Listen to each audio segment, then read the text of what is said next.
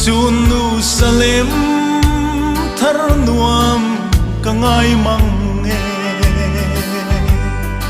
kei ka tra lai ching mit tui zong a hul to ang lung chim te in na trang ka bel hun chuan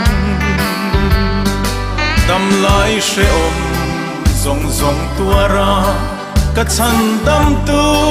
thu thung vanga liang zong zong ten chatuan chol nai suan ne na kan thlen hun chuan